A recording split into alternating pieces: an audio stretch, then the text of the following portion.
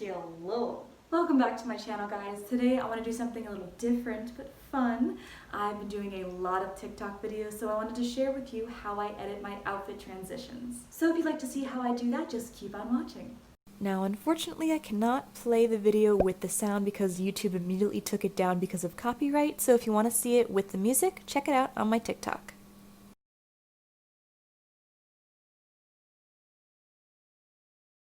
So what you'll need are props for transitions, outfits, consistent lighting, a video editing program, a tripod and your phone or camera, a laptop or speaker for music, and shoes that you can take on and off easily.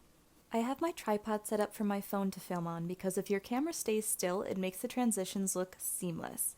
My laptop is under it to play the music I'm using and also so I can reference my transitions, and my shoes that I can slip into are right where I'll be standing for the video. And if you start and stop each transition standing in the same spot, it makes editing so much easier. Now before I start filming, I plan out all the transitions I'm going to do along with the outfits for each one. And here in Final Cut Pro, I have this song I'm using which I grabbed from TikTok, and I've put text showing the outfit and transition at the spots where I want to change each one. So I'll use the purple gown to transition into outfit 2, I'll move or pulse my shoulders as a transition for outfit 3, and I'll transition using a fan for outfit 4. And I try to time each transition with a beat in the song. So now that we've planned, it's time to film, and I'm screen recording my phone so you can see what I see as I'm doing it. And I'm tapping and holding a finger on my phone so that the exposure won't change. If you have consistent lighting and exposure, the transitions will look very clean. And I usually practice the transition a few times first to see how it looks, and then I do a few takes while actually recording. I ended up using a purple jacket for my transition here instead of a gown, so I'm moving it up against the camera until it blocks everything and you can only see the jacket. Now the faster you do this, the smoother it will look. And once I'm happy with that take, I change into my other outfit. Now because I covered the camera with the jacket, I don't have to worry about standing in the same spot for this one.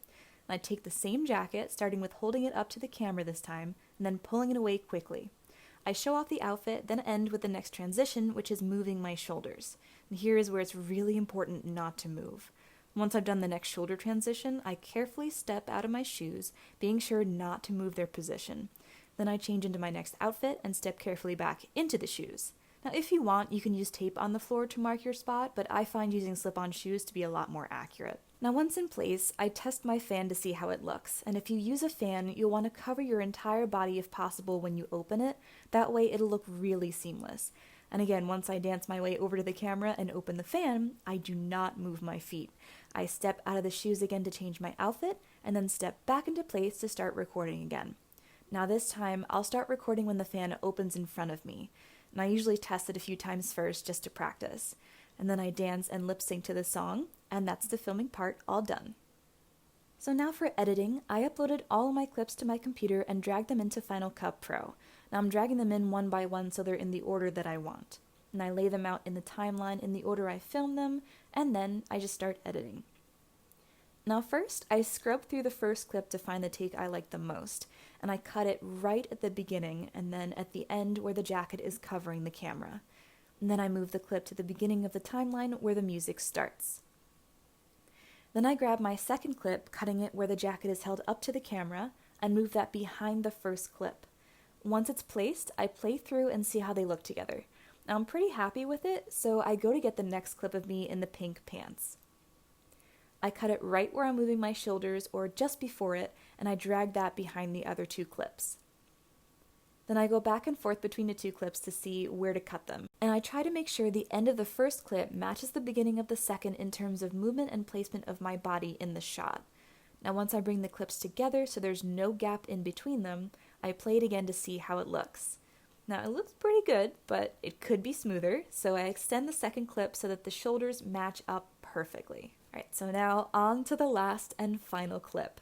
Once again, I'm just scrubbing through the footage to find where the fan is covering my body, and then I cut it and drag that clip over to the others.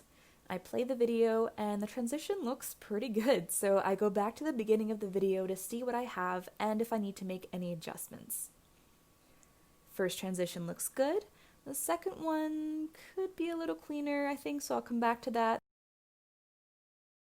And the last transition looks great.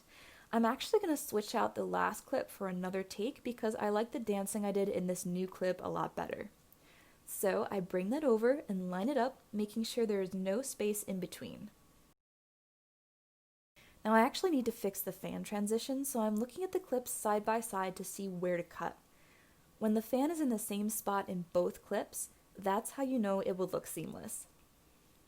Now I watch it one last time to make sure it is perfect, and then I can start deleting the rest of the unused footage. Now first I'm deleting my text placeholders that let me know when to transition, and I also turn off the volume of all the clips. Now I am very much a perfectionist, so I made one last edit to this transition.